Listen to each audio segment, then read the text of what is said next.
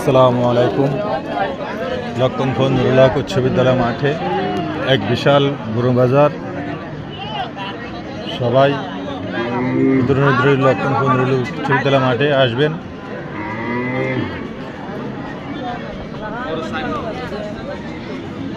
কেউ বাইকে বেচা হয় না? হ্যাঁ, 1 লাখ।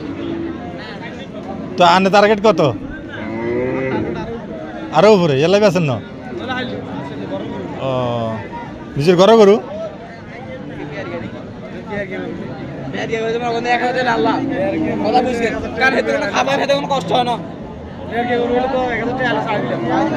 ঠিক আছে, তো ঠিক আছে